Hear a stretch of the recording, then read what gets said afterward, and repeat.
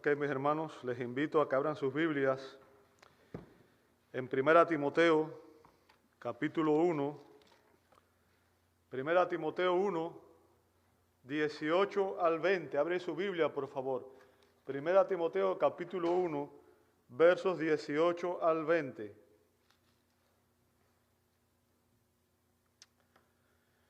Y el título del mensaje de hoy es Pelea la buena batalla. Pelea la buena batalla. 1 Timoteo 1, 18 al 20, dice así la Sagrada Escritura. Esta comisión te confío, hijo Timoteo, conforme a las profecías que antes se hicieron en cuanto a ti, a fin de que por ellas pelees la buena batalla, guardando la fe y una buena conciencia que algunos han rechazado y naufragaron en lo que toca a la fe. Entre ellos están Himeneo y Alejandro, a quienes he entregado a Satanás para que aprendan a no blasfemar. Nuestro Dios, venimos una vez más ante su presencia, agradecidos por el privilegio de poder estudiar su palabra. Y Señor, pedimos que el Espíritu Santo sea el Maestro que nos guíe a toda verdad, nos ilumine y nos permite entender el mensaje que esta palabra tiene para nosotros. Lo pedimos en el nombre de Jesús y damos gracias. Amén, amén y amén. Pueden tomar sus asientos. Muchas gracias a todos.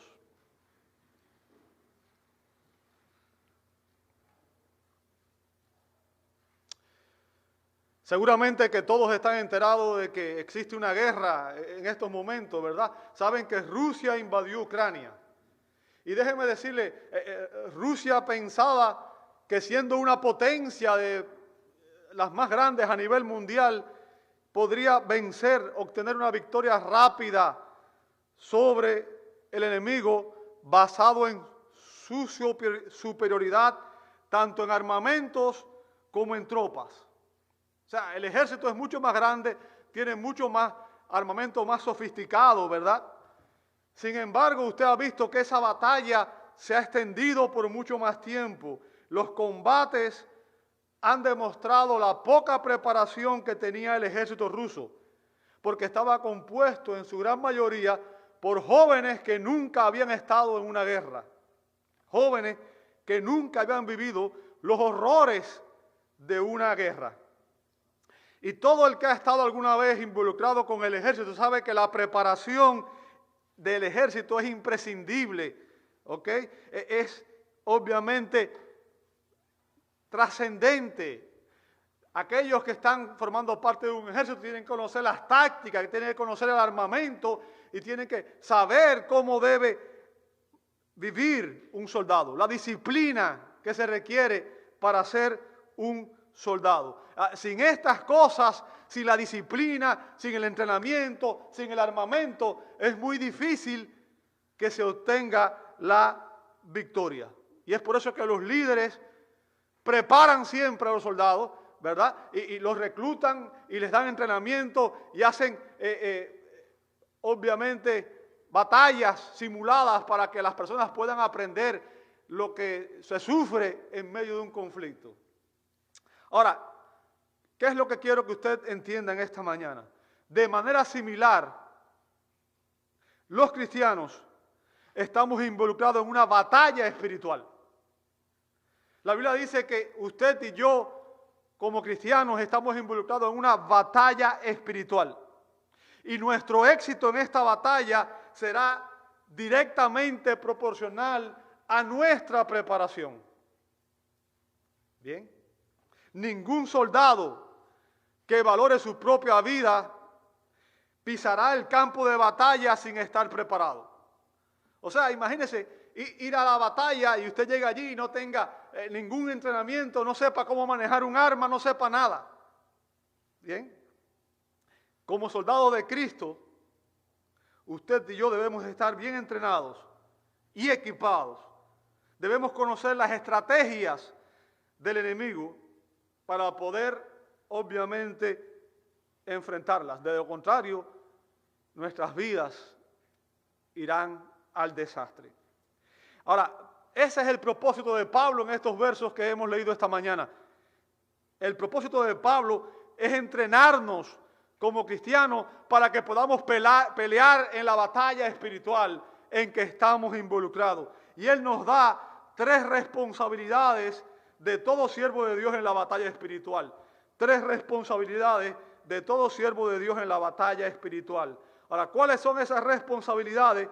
Bueno, estos versos nos enseñan que nuestras responsabilidades ante la iglesia en el verso 18, ante el Señor en la segunda parte del verso 18 y la primera parte del verso 19, y ante los blasfemos en el verso 19, la segunda parte, hasta el verso 20. Bien, y vamos a comenzar viendo nuestra responsabilidad ante la iglesia en el verso 18. Fíjense, Pablo comienza diciendo: esta comisión te confío, hijo Timoteo.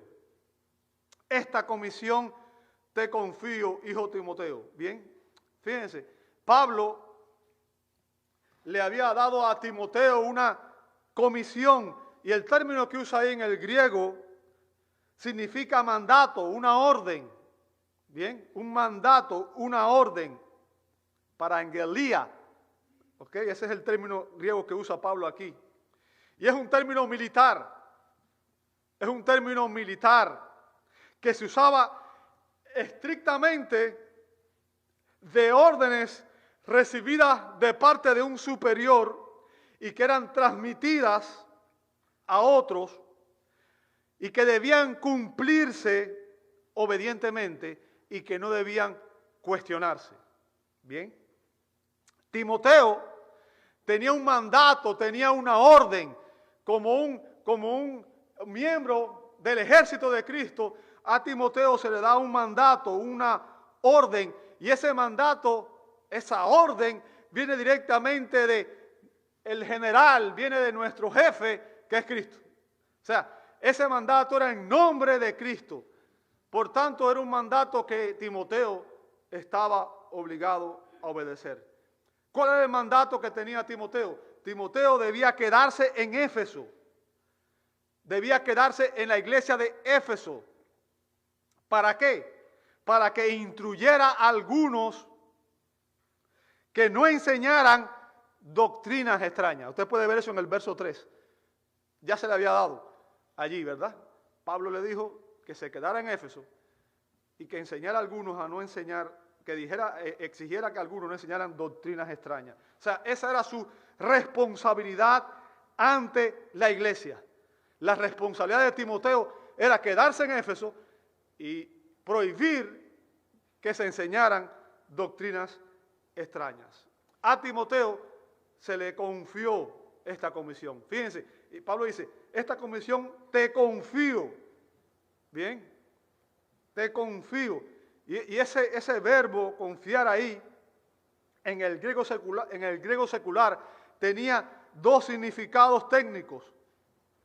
El primero es un significado económico, bien, y significaba depositar en un banco, encomendar algo de valor a otro. Es cuando, usted sabe, cuando personas tienen joyas valiosas y existen bancos en los cuales las personas van y la depositan, ¿verdad? Las ponen allí para guardarla y prevenir de que alguien se las robe, ¿cierto? Tenía otro sentido, además del económico, un sentido legal. Y el sentido legal era dejar un objeto en custodia de otra persona con sanciones estrictas por malversarlo. ¿Ok?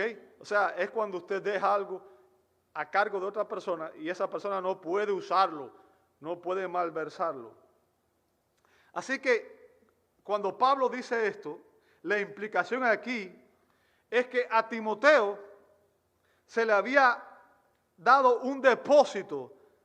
Recuerde, cuando usted va a un banco muchas veces, ¿a qué? A depositar su dinero o cualquier otra cosa, ¿cierto? Ahora, a Timoteo se le había dado un depósito que él debía celosamente guardar. Ahora, ¿cómo sabemos esto? Si usted lee en 1 Timoteo 6:20, 1 Timoteo 6:20 dice así: oh Timoteo, guarda lo que se te ha encomendado. ¿Lo ve ahí? Guarda lo que se te ha encomendado. ¿Sabe? Ahí el término guardar sería, oh Timoteo, guarda el depósito, esa es la traducción mejor, guarda el depósito que se te ha encomendado. ¿Ok? Y ese depósito que Timoteo había recibido era muy valioso. Usted ve en 2 Timoteo 1:14, 2 Timoteo 1:14 dice, guarda mediante el Espíritu Santo que habita en nosotros ¿qué cosa? El tesoro que te ha sido encomendado. O sea, guarda mediante el Espíritu Santo que habita en nosotros el tesoro o el buen depósito que te ha sido encomendado. Ahora, yo quiero que usted entienda, el depósito que había recibido Timoteo, el tesoro que Timoteo había recibido es la verdad de Dios. La verdad de Dios. Ese era el tesoro que Timoteo había recibido y del cual él era responsable ante la iglesia de custodiar diligentemente. Y él tendría que dar cuentas a Dios por la manera en que él guardaba, custodiaba ese valioso tesoro. Ahora, yo quiero que usted entienda, ese mismo depósito nos ha sido hecho a nosotros. A nosotros. Bien, a través de los siglos. Si usted lee en 1 Timoteo 3:15, se dice que la iglesia de Dios vivo es columna y sostén ¿de qué cosa? De la verdad. O sea, la verdad es el depósito que Dios nos ha dado como iglesia para que nosotros lo guardemos celosamente, lo protejamos. Es nuestra responsabilidad como iglesia guardar ese depósito, esa verdad. Bien. Dios ha depositado su confianza en nosotros como iglesia y nosotros tenemos la responsabilidad de preservar ese tesoro de una manera fiel y transmitirlo a otras personas y transmitirlo a los jóvenes y a las nuevas generaciones. Y tendremos que dar cuenta a Dios por la manera en que nosotros guardamos ese tesoro. Para alentar a Timoteo,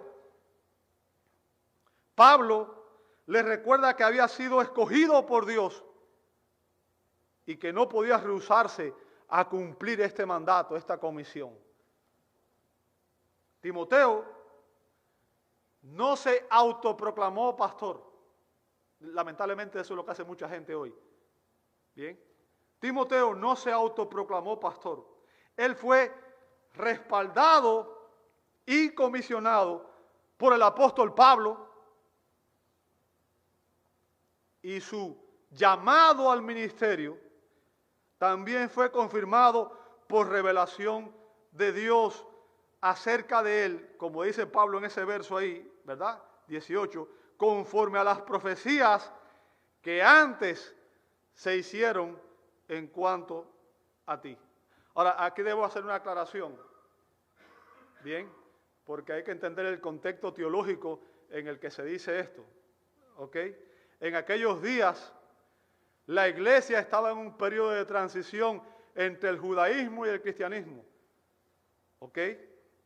Así que la iglesia todavía no tenía el Nuevo Testamento, no tenía las escrituras del Nuevo Testamento, no tenía toda la revelación de Dios que usted y yo tenemos hoy. Por tanto, en aquel contexto, los profetas aún daban revelación directa de la voluntad de Dios a la iglesia. O sea, habían hombres que Dios usaba para que dieran revelación directa a la iglesia. Bien, en ese periodo de transición entre el judaísmo y el cristianismo, como dije, la iglesia todavía no contaba con el Nuevo Testamento. Así que los profetas, Dios los usó para hablar de asuntos prácticos. Y los apóstoles en la iglesia fueron los encargados de establecer la doctrina en la iglesia. Ahora, ambos, apóstoles y profetas, fueron usados por Dios para establecer el cimiento de la iglesia. Eso es lo que dice Efesios capítulo 2, verso 20. La iglesia está fundada sobre los profetas y los apóstoles. Entonces, ya se estableció el cimiento, ya tenemos la revelación completa, ya tenemos el Nuevo Testamento. Dios no continúa dando nuevas revelaciones hoy.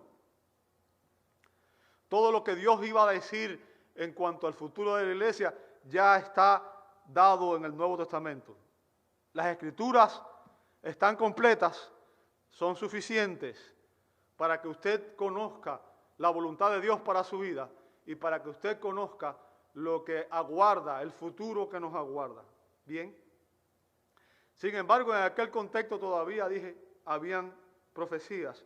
Y las profecías acerca de Timoteo estaban relacionadas específicamente con el don espiritual que Dios le había dado y que lo capacitaba para el ministerio. Recuerde, lo que nos capacita para el ministerio es el don que Dios nos da. Voy a decir esto de una manera que a mí me encantaría ser pianista y me encantaría tocar piano en la congregación. Sería maravilloso, es algo que yo quisiera hacer, pero ¿sabe qué? No tengo el don de la música.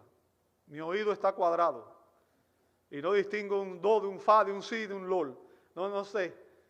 Y entonces si me pone ahí, lo más seguro es que usted se vaya cuando me oiga tocar, ¿verdad? Porque no voy a saber tocar. Entonces, hay personas que quieren servir en un ministerio, pero no tienen el don. Y eso está mal. Está mal. Bien. Dios, al que llama, capacita.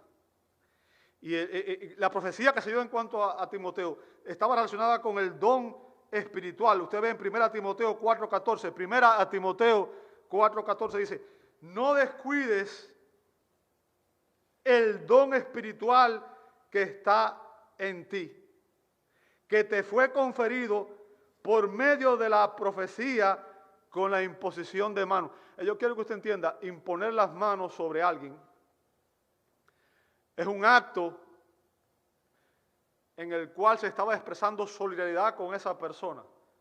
En el acto, por ejemplo, cuando se hace oficial, se ordena a una persona al ministerio, en los dos oficios que hay hoy, que son el de anciano y el de diácono, lo que se hace es cuando se ordena a esa persona, se le impone las manos diciendo: esta persona, yo estoy respaldando a esta persona para que esta persona ocupe este ministerio y le estoy dando mi respaldo ministerial.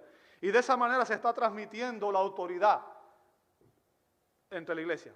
¿Se entiende eso? O sea, es cuando un líder dice: después de haber examinado a esta persona, consideramos que tiene las condiciones para ser un líder y lo estamos ordenando, le estamos dando para que él ejerza esta función, este ministerio. Entonces, cuando Timoteo fue ordenado como pastor, obviamente hubo personas que lo respaldaron. Fíjense lo que dice después: la imposición de manos del presbiterio.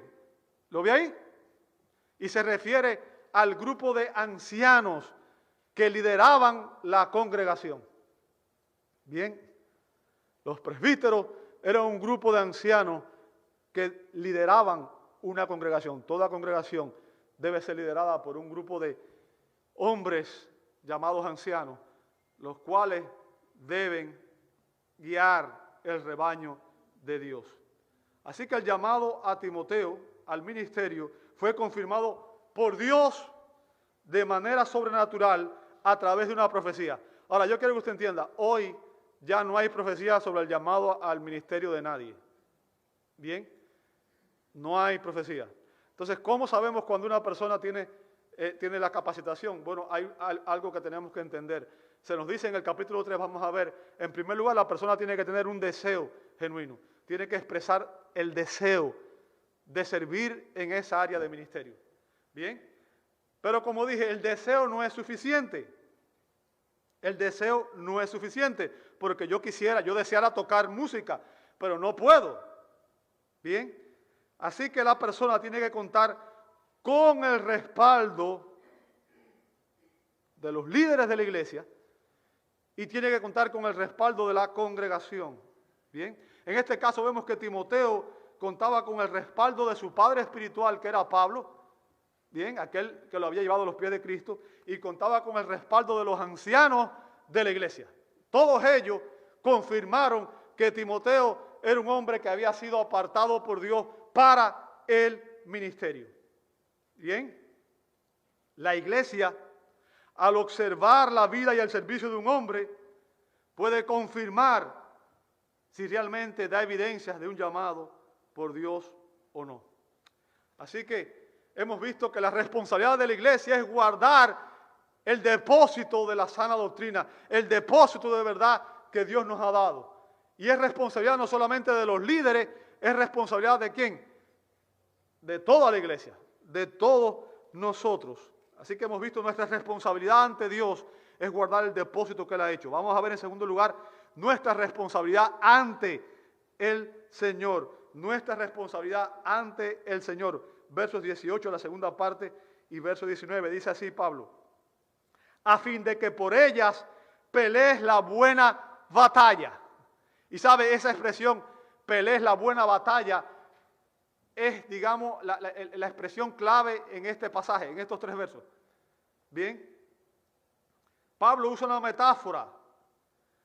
metáfora en la cual se refiere a la vida cristiana como una guerra. Una guerra. Y esa metáfora es familiar en el Nuevo Testamento. Hay muchos pasajes en la Escritura en que se ve la vida cristiana como una batalla, como una guerra. Todo cristiano necesita entender que la vida cristiana es una batalla.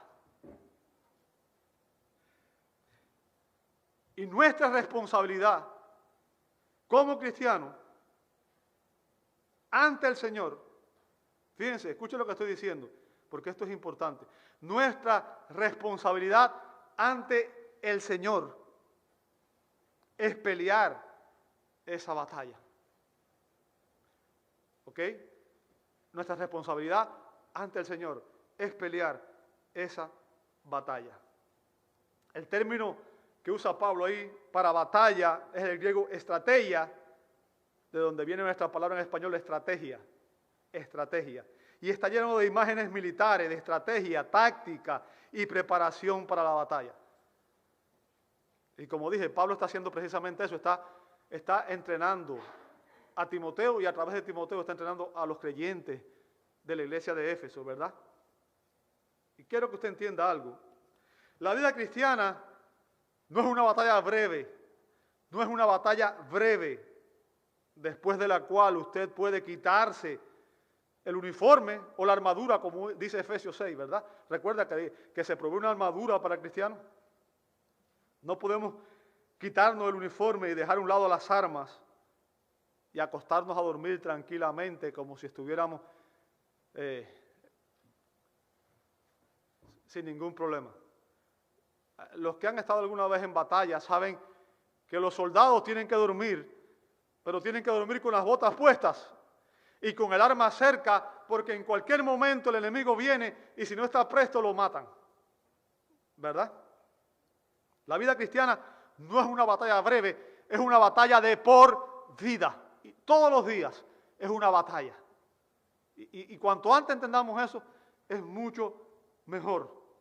Es una larga campaña que va a durar toda nuestra vida, en la que tendremos que pelear contra 3 enemigos que constantemente están tratando de influenciarnos y dañarnos. El sistema mundial, la manera de pensar del mundo. Vivimos en un mundo caído que está en directa oposición a Dios.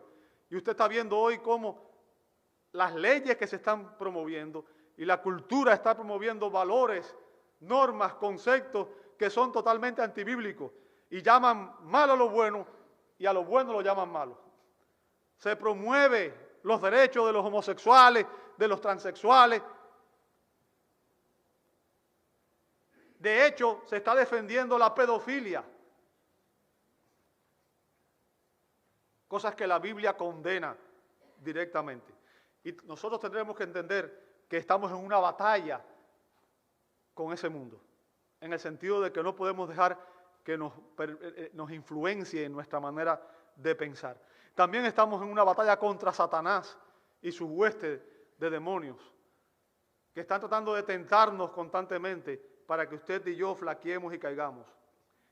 Y finalmente, y digo finalmente, pero no porque es menos importante, al contrario, la más importante, contra nuestra propia carne, que aún no ha sido redimida. ¿Y por qué digo la más importante? Déjame decirte, ni el mundo, ni la carne, ni el mundo, ni Satanás te puede obligar a pecar. Al final, todo pecado es responsabilidad nuestra, porque es cuando nuestra propia concupiscencia nos lleva a hacer aquello que sabemos que está mal. Entonces tenemos que luchar contra el sistema del mundo, tenemos que luchar contra Satanás y tenemos que luchar contra nuestra propia naturaleza caída, nuestra carne que aún no ha sido redimida, ¿verdad? Y esto se aplica universalmente a todos los creyentes de todas las épocas, porque todos, si usted es creyente, si usted es cristiano, usted ha sido llamado a formar parte del ejército del Señor. ¿Entiende eso? Usted ha sido llamado a formar parte del ejército del Señor. Pero, especialmente a los pastores, maestros y a los ancianos y demás líderes de la congregación, porque ellos son los que están al frente en esta batalla. No sé si usted ha visto las batallas que ha habido, pero una de las cosas que estaban haciendo las tropas de Ucrania era tratar de aniquilar los líderes, los generales, los comandantes rusos. ¿Por qué? Porque cuando usted mata al líder, la tropa pierde cohesión, ¿verdad? Entonces, el ataque más enconado del enemigo siempre es contra los líderes. Contra los líderes. ¿Bien? Timoteo había sido reclutado por Dios como soldado y tenía órdenes que debía obedecer. Yo quiero que usted entienda, usted también ha sido reclutado. Si usted es cristiano, usted ha sido reclutado por Dios para su ejército, para representarlo a Él ante el mundo, ante Satanás, y para que usted viva para su gloria. Ahora, ¿sabes cuál es la responsabilidad del soldado? ¿Sabes cuál es la responsabilidad del soldado? Segundo Timoteo, capítulo 3, versos 3 y 4, nos dice cuáles son esas responsabilidades. Pero especialmente quiero que usted entienda que al final la responsabilidad del soldado es agradar al que lo reclutó como soldado. Agradar a aquel que nos reclutó como soldado. Y eso implica obviamente hacer lo que Él nos manda, obedecer su palabra, obedecer sus mandatos, vivir de una manera que le traiga gloria, vivir en obediencia al Señor. Bien, Timoteo debía recordar que su misión era servir allí en Éfeso por designación divina. Recuerde, fue Cristo quien le dio este mandato a través de Pablo y a través de los profetas. Bien, Dios lo había escogido y lo había enviado en esa misión. Esa convicción era la que debía darle seguridad en los días difíciles. Hermano, como dije, esto es una batalla espiritual. Y va a haber días difíciles, va a haber conflictos, va a haber problemas, va a haber situaciones difíciles. Y es la seguridad de que Dios nos ha puesto en esta batalla y que Dios nos sostiene, la que nos va a sostener en esos días de prueba.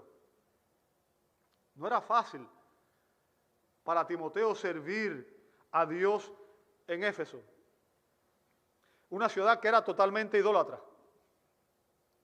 Y fíjense si no fue fácil, que la tradición dice que finalmente a Timoteo también lo ejecutaron, lo mataron por su fe en esa ciudad. Encontró tanta oposición que lo ejecutaron por su fe. Bien.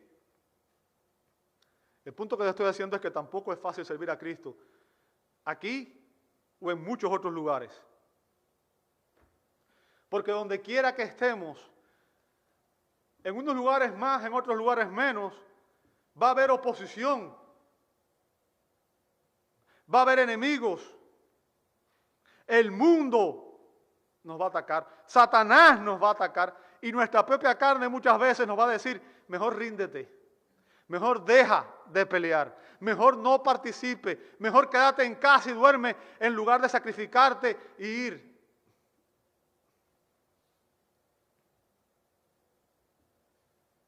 Pero cuando sabemos que contamos con la aprobación de Dios, eso debería motivarnos para pelear con más valentía. ¿Sabe? Cuando Martín Lutero, el que escribió el himno último que cantamos, Castillo fuerte es nuestro Dios, estaba obviamente confrontando a la Iglesia Católica, que era la iglesia dominante, la que tenía todo el poder, y existía obviamente en aquel tiempo una resistencia tremenda a cualquier cambio.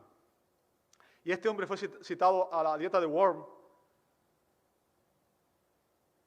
y le exigieron delante del rey, delante de los líderes de la iglesia, que se retractara de sus escritos. Y este hombre dijo: mi conciencia está cautiva de la palabra de Dios. Y a menos que se me convenza con la palabra de Dios y con la pura verdad, la lógica, no puedo y no quiero renunciar. Que Dios me ayude. Y créame, cuando él dijo eso, él sabía las consecuencias. Porque allí estaba el rey y podían mandarlo a ejecutar inmediatamente. ¿Ok? En otras palabras, su vida estaba en juego. Pero él dijo: Dios y yo somos mayoría. Y cuando tenemos esa convicción de que estamos peleando en nombre de Dios y que esta es una batalla espiritual que estamos llevando adelante y que somos representantes de Dios en esta tierra, eso nos va a dar el valor y la fuerza para luchar en tiempos de prueba. Si usted es un siervo de Dios que ha sido llamado por el Espíritu de Dios, obedeciendo la voluntad de Dios, entonces podrá perseverar y terminar la obra en las circunstancias más difíciles, como lo hizo Pablo. Como lo hizo Pablo. Pablo dijo al final de su ministerio, usted va a ver en la carta de Timoteo, la segunda de Timoteo: he acabado la carrera, he guardado la fe, he guardado el buen depósito. Por lo demás, el Señor, juez justo, me dará la corona de justicia que Dios ha prometido a los que le aman. Y no solo a mí, sino a todos aquellos que aman su venida. Entonces, Pablo también estuvo fiel hasta el final en esa batalla, que le costó la vida, pero permaneció fiel hasta el último día de su vida. Como todos los cristianos, Timoteo fue llamado a una guerra espiritual incesante. Una guerra espiritual incesante. Y esa lucha exige soldados que estén bien equipados, entrenados y que sean devotos, que estén comprometidos con Dios. Exige un compromiso total con Dios. Pablo escribió esta carta precisamente para ayudar a Timoteo y a través de él a toda la iglesia a prepararse para la batalla espiritual. Fíjense que Pablo llama a esta batalla una buena batalla. El término que usé para referirse a buena es kalos, que denota aquello que es intrínsecamente bueno y así hermoso, honroso. Obedecer a Dios en esta batalla espiritual es bueno, es honroso, porque estamos representando a Dios ante el mundo, estamos representando la verdad, la justicia, la santidad de Dios. Bien, y usted y yo tenemos una responsabilidad ante Dios de pelear en esta guerra, en esta batalla, que es la más noble del mundo, por la verdad de Dios. Una guerra por las almas de los hombres y las mujeres y por la gloria de Dios. Ese es el precio. Ese es el precio. ¿Ok? Las almas de las personas. La nuestra es una batalla espiritual, no es carnal. Y dice 2 Corintios 10:4 que las armas de nuestra contienda no son carnales, sino poderosas en Dios para la destrucción de fortalezas. O sea, en esta batalla no podemos usar la inteligencia humana, la fuerza humana, la sabiduría humana, los argumentos humanos, porque no funcionan, porque es una batalla espiritual. Y solamente van a funcionar las herramientas que Dios ha provisto, la armadura de Dios, la palabra de Dios, son los medios que Dios ha provisto. Las armas del enemigo solo pueden ser derrotadas por armas espirituales que son empuñadas por creyentes piadosos. Y usted puede ver eso en Efesios 6, ¿verdad? Donde se habla de la armadura de Dios y especialmente de la espada del Espíritu, dice Efesios 6:17. La espada del Espíritu, que es la palabra de Dios. Solo que exclusivamente la verdad de la palabra de Dios puede derrotar las falsedades satánicas. Las falsedades satánicas. Esa es la verdadera guerra espiritual. Fíjense, en el Nuevo Testamento nunca se nos instruye a los creyentes a que ataquemos a los demonios, a que contendamos con ellos, a que hablemos con ellos, sino que se nos instruye a atacar el error con la verdad, a proclamar la palabra de Dios de manera clara. Esa es nuestra batalla. Esa es nuestra responsabilidad ante Dios. La pregunta que debemos hacer no es, entonces, que debía hacerse usted, que debo hacerme yo, es ¿cómo puedo yo pelear esta buena batalla? ¿Qué se requiere para que yo pueda pelear esta buena batalla? Obviamente, en primer lugar, ya vamos a asumir el hecho de que estoy hablándole a cristianos. Si usted no es cristiano, usted no puede pelear esta batalla, porque ninguna persona en la carne puede pelear esta batalla. Y la persona que está en la carne, que no es cristiana, está bajo el reino del maligno. Entonces, eso ya está asumido. Estoy hablándole a cristianos, ¿verdad? Pero Pablo dice 2 requisitos que se requieren para que usted pueda pelear la buena batalla. Para que yo pueda pelear la buena batalla. 2 cosas que son necesarias para que podamos pelear esta buena batalla y sirvamos a Dios con eficacia. ¿Cuáles son? En primer lugar, dice el verso 19, debemos guardar la fe. ¿Veis? Guardando la fe. ¿Lo vio conmigo? Significa que debemos aferrarnos a las verdades que nos han sido reveladas en las Sagradas Escrituras, a la sana doctrina, a la verdad de lo que Dios ha dicho. ¿Entiende eso? Como cristianos tenemos un depósito de verdad que está en la Sagrada Escritura, el cual debemos proteger contra el error del mundo. Bien. La responsabilidad de Timoteo y de todo siervo de Dios, de todo creyente, es, déjame decirte cuáles son. 1 Timoteo 6:20, guardar este depósito. 1 Timoteo 4:6, nutrirte, alimentarte de este depósito. 1 Timoteo 4:6. Y predicar, dice 1 Timoteo 4:13 y 2 Timoteo 4:2, fielmente la palabra de Dios. ¿Entendió eso? Esas son nuestras responsabilidades. Tenemos que hacerlo. Tenemos que guardarlo, nutrirnos de él y predicarlo fielmente. Esa es la manera en que usted y yo vamos a estar involucrados en esta batalla espiritual. Como explica el doctor Juan Calvino, sabemos que el tesoro de la sana doctrina es invaluable. No hay nada más importante. ¿Por qué? Yo quiero que usted entienda, la palabra de Dios es el mensaje de Dios a la humanidad y a través de él viene el mensaje que nos salva. El único mensaje que nos puede salvar. ¿Bien? Sabemos que el tesoro de la sana doctrina es invaluable y por lo tanto no hay nada que debamos temer más que nos lo quiten. Pero Pablo aquí nos informa que solo hay una forma de mantenerlo a salvo y esto es asegurándolo con las cerraduras y cerrojos de una buena conciencia. Y ese es el segundo lugar, es lo segundo que debemos mantener para pelear la buena batalla. Dice Pablo, debemos tener en el verso 19, y una buena conciencia. ¿Qué es la conciencia, amado hermano? ¿Qué es la conciencia?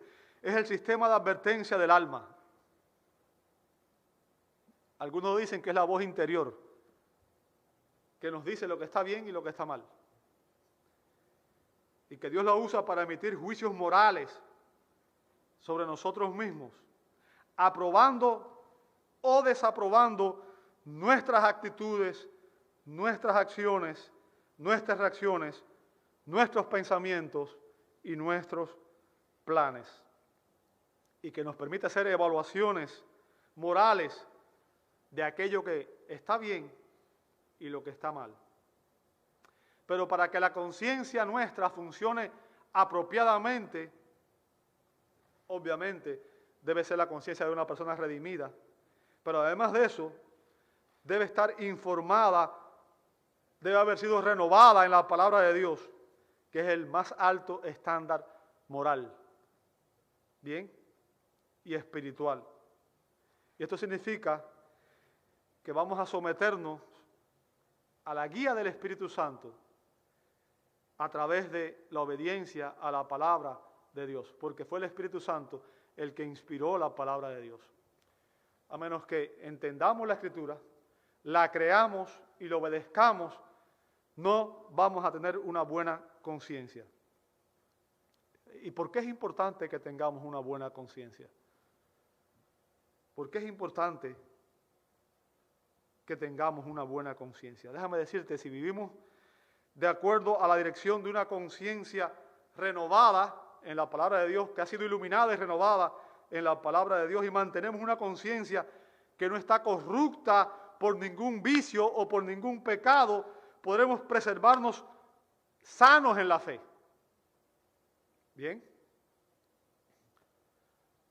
Podremos preservarnos sanos en la fe.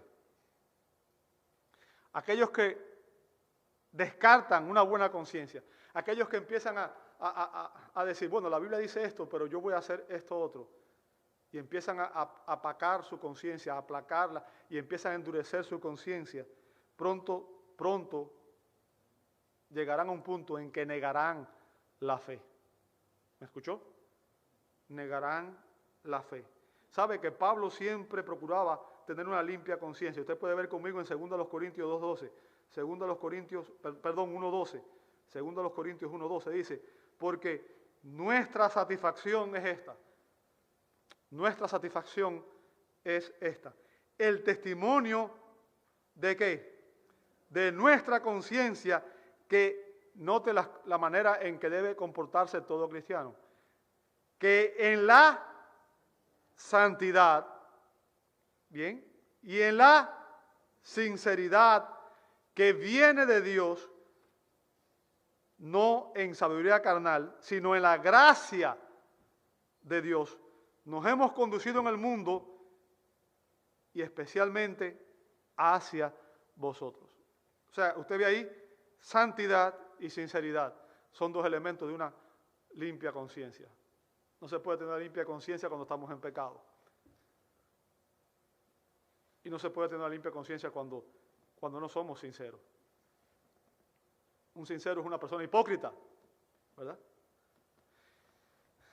Todo cristiano debe procurar vivir una vida santa ante el rostro de Dios. Y es el punto que yo quiero enfatizar aquí hoy. Esa es nuestra responsabilidad. Yo quiero que usted entienda, la Biblia dice que todas las cosas están abiertas y desnudas a los ojos de aquel que tendremos que dar cuenta. Y a veces nosotros pensamos que escondiéndonos de los hermanos hacemos algo y que no nos va a traer consecuencias. Pero yo quiero que usted entienda, al final de cuentas, aun cuando engañemos a todo el mundo, a Dios no lo podemos engañar. Lea el Salmo 139, no hay un lugar donde usted y yo nos podamos esconder de la presencia de Dios. Si nos escondiéramos en el lugar más oscuro, allí Dios nos ve. Si subiéramos al lugar más alto, allí Dios nos ve. Por tanto, como cristianos tenemos que tener la conciencia de que usted y yo vivimos cada día ante el rostro de Dios. Aquel a que tendremos que dar cuenta. Y como he dicho otras veces ya, y creo que la ilustración ya la conocen de memoria, si nosotros el próximo domingo pudiéramos poner aquí una película de todo lo que hicimos en esta semana nada más, ¿verdad? Las cosas que sentimos, las cosas que pensamos y las cosas que dijimos que fueron inapropiadas, ¿cuántos de nosotros vendríamos el próximo domingo? Y si nos da vergüenza delante de las personas, piense cuánta vergüenza vamos a sentir delante de aquel que hizo los cielos y la tierra. Y al final, como digo, el juicio nuestro no es tan importante como el juicio de aquel que definirá nuestro destino eterno. ¿Entienden eso? Debemos vivir cada día con la conciencia de que estamos ante el rostro de Dios. Y existe un vínculo inseparable entre la creencia correcta y el comportamiento correcto. ¿Sabe? Hay personas que hablan y usted lo escucha, tienen muy sana doctrina. De palabra, muy sana doctrina. Sin embargo, no viven la sana doctrina.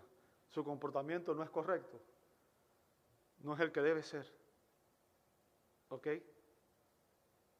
Y déjame decirte, la fuerza de uno siempre combina la fuerza del otro. La sana doctrina debe manifestarse en un sano estilo de vida, en una conducta correcta. El conocimiento correcto conduce a un comportamiento correcto. Y viceversa. ¿Bien? El fracaso de uno está relacionado con el fracaso del otro. O sea, si usted no tiene una sana doctrina en su corazón, porque no es en su mente, si usted no tiene una sana doctrina en su corazón, al final eso se va a reflejar. Porque lo que creemos determina en cómo nos comportamos. Y hay personas que dicen conocer, pero se comportan de manera inadecuada. Déjame decirte, voy a citar lo que dice el doctor John MacArthur. El error teológico tiene sus raíces en un problema moral más que intelectual. Un problema moral más que intelectual. O sea, las personas que niegan la verdad de la palabra de Dios lo hacen más por un problema moral que por un problema intelectual. La gente a menudo enseña doctrina equivocada para justificar su pecado. Esa verdad es confirmada por la inmoralidad que tan a menudo caracteriza a los falsos maestros. Bien, la pureza doctrinal debe ir acompañada de pureza de vida. Timoteo y todo cristiano genuino debe pelear esta batalla si desea ser un buen soldado de Cristo Jesús, como dice 2 Timoteo 2:3. Y esa debe ser tu aspiración y debe ser mi aspiración, ser un buen soldado de Cristo. Así que usted y yo, amado hermano, tenemos la responsabilidad de guardar la fe, como manteniendo una buena conciencia al vivir vidas santas, ¿verdad? Vidas sinceras ante el rostro de Dios. Y después de examinar nuestra responsabilidad ante Dios, vamos a finalmente ver nuestra responsabilidad ante los blasfemos. Nuestra responsabilidad ante los blasfemos. Verso 19, la segunda parte del verso 20. Dice la segunda parte del verso 19, que algunos han rechazado. ¿Lo ve conmigo? Que algunos han rechazado. Fíjense, y Pablo está hablando aquí de la responsabilidad que tenía Timoteo y todo líder y todo creyente hacia los falsos maestros que enseñan doctrinas erradas. Timoteo nos va a explicar aquí, Pablo, nos va a explicar aquí que Timoteo y la iglesia debe imitar el ejemplo que él siguió, fue excomulgar y entregar a Satanás a aquellos que promueven falsas enseñanzas dentro de la iglesia. Los falsos maestros habían rechazado, dice Pablo aquí, y sabe, el verbo griego aquí es una palabra compuesta, apodeo, apo, fuera, odeo, arrojar, significa arrojar fuera, e implica un rechazo fuerte y deliberado, en este caso, de las dos cosas que hablamos anteriormente, de una buena conciencia y de la fe. De una buena conciencia y de la fe. O sea, estos hombres rechazaron la buena conciencia y rechazaron la fe. Bien, los falsos maestros ignoran sus conciencias porque quieren seguir viviendo en el pecado. Y como resultado, dice Pablo, ellos naufragan en lo que toca a la fe. ¿Lo veis conmigo? ¿Está conmigo, sí o no? Verso 19. Naufragaron en lo que toca a la fe. Fíjense, Pablo usa aquí ahora una referencia, una metáfora marítima. Bien, venía usando una militar primero, y ahora usa una marítima. Los falsos maestros ignoraron sus conciencias y rechazaron la verdad. Y como resultado, ellos sufrieron, fíjense lo que dice ahí, el naufragio. Y eso implica una severa catástrofe. O sea, cuando un barco naufraga, Un barco en calle, naufraga, no va a ninguna parte. Se daña todo, se daña la carga, se dañan los marineros. Bien. A pesar de que ellos fueron expuestos a las verdades doctrinales de las Sagradas Escrituras, a la sana doctrina, ellos la rechazaron y ellos prefirieron la falsa doctrina. Eso es lo que Pablo está diciendo aquí. Prefirieron la falsa doctrina.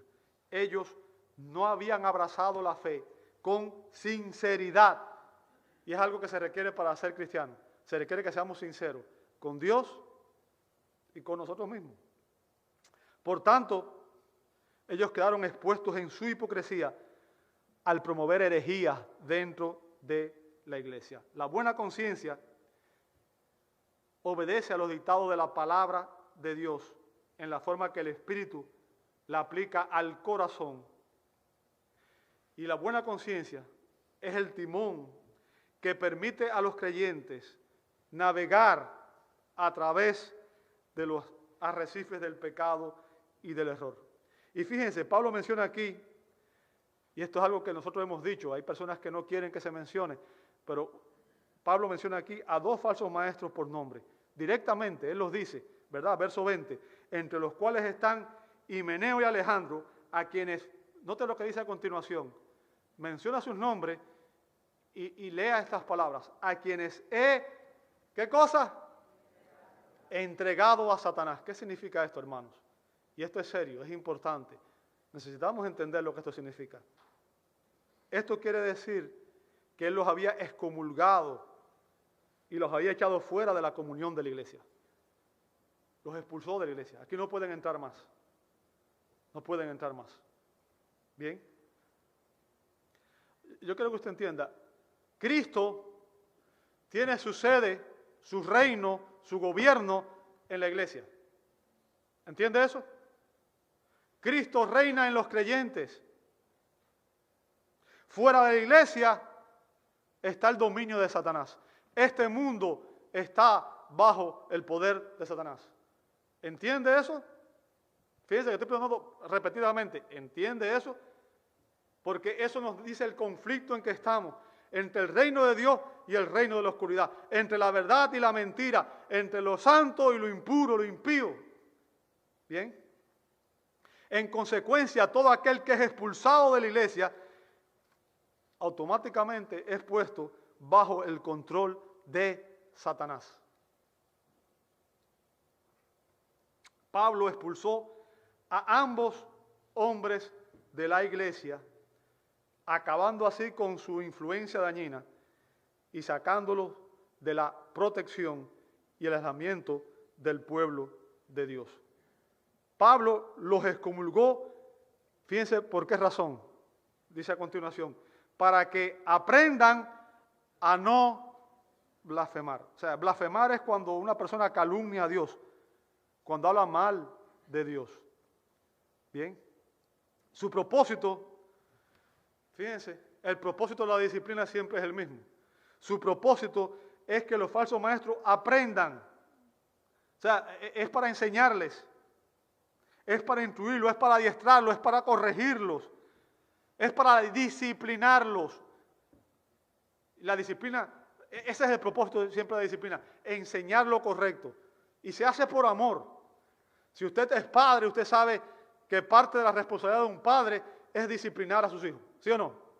Cuando usted no disciplina a sus hijos van a ser un desastre. Porque cuando no aprenden a obedecer las autoridades, si no obedecen a sus padres, no van a obedecer a ninguna autoridad. Y después van a desafiar a la ley, la justicia y a todo el mundo. ¿Bien? El término que usa Pablo aquí se relaciona con la crianza específicamente de los hijos, quienes necesitan dirección, enseñanza, instrucción y sobre todo, algo que muchas veces no tienen, disciplina. Disciplina. ¿Sabe? Es una palabra fuerte que se refiere al entrenamiento, pero el entrenamiento a través de el castigo. Entrenamiento a través del castigo. Por ejemplo, se usó en 1 Corintios 11:32 de aquellos que sufrieron enfermedad o aún la muerte por tomar la cena indignamente. Dios los disciplinó, algunos con enfermedad y a otros les quitó la vida. Y también en el texto del capítulo 5 que leímos, Pablo expulsó a un hombre, ¿bien?, en el capítulo 5 por su pecado. El propósito de la excomunión era que estos falsos maestros enfrentaran o sufrieran la disciplina divina por su pecado para que pudieran experimentar un arrepentimiento genuino y dejaran de blasfemar. Ahora, ¿cuál fue la disciplina que Dios le aplicó? Nosotros no sabemos, la Biblia no lo dice, ¿verdad? No sabemos si Dios les permitió que sufrieran una enfermedad, si sufrieron una pérdida, incluso no sabemos si murieron, no sabemos eso. Pero Pablo esperaba que la disciplina los disuadiera y los llevara al arrepentimiento y a una fe genuina. Amados hermanos, aquí vemos 3 responsabilidades que tenemos todos nosotros como iglesia, como líderes, y estamos en la obligación de cumplirlas. Y sabemos que muchas veces no va a ser agradable, porque va a haber que confrontar el pecado en ciertas personas, pero es la responsabilidad que tenemos ante la iglesia, ante Dios y ante aquellos que son blasfemos. Les invito a orar. Amado Dios, damos gloria a tu nombre en esta hora. Y Señor, reconocemos que todos nosotros en algún tiempo fuimos enemigos tuyos. Por tanto, Señor, al ver el mundo perdido, sabemos que las personas están sin Cristo, sin Dios, sin esperanza. Y Señor, como cristianos debemos tener compasión de aquellos que aún no te conocen, de aquellos que aún no han recibido a Cristo por la fe. Y Señor, deberíamos estar orando día a día por su salvación. Y Señor, alrededor nuestro hay hijos, hay esposos, hay esposas, hay familiares que aún no te conocen. Padre, ayúdanos a sentir realmente convicción y orar por ellos, orar por su salvación. Pero también, Señor, ayúdanos a ser conscientes de las responsabilidades que tenemos ante ti, ante la iglesia. Señor, que seamos conscientes de que todos somos responsables de vivir vidas santas y que tenemos que dar cuenta, Señor, tendremos que dar cuenta ante ti. Y que como iglesia tenemos la responsabilidad, Señor, de rendir cuenta los unos con los otros, de actuar y obrar acorde a tu voluntad revelada en tu palabra. Y que cuando, Señor, no lo hacemos, debemos ser disciplinados, debemos ser, obviamente, disciplinados para que podamos rectificar, arrepentirnos y podamos volver a ti y podamos actuar de la manera que tú quieres que lo hagamos. Señor, yo te pido que nos ayudes a vivir estas verdades que hemos aprendido. Sabemos que son verdades duras, difíciles, pero es nuestra responsabilidad en esta batalla espiritual en la cual estamos involucrados, porque es la única manera en que realmente vamos a vivir para tu gloria y tu honra, y vamos a honrarte con nuestras vidas, y vamos a ser buenos soldados de Cristo. Ayúdanos a entender, Señor, que la vida cristiana no es un juego, es una batalla, y que cada día tenemos que estar dispuestos a tomar la armadura y a obedecer la palabra por la fe. Padre, obra en cada una de nuestras mentes, nuestros corazones. Tráenos estas convicciones, aplícalas a nuestros corazones y permítenos, Señor, vivirlas para tu gloria y tu honra. Lo pedimos en el nombre de Jesús. Amén y amén.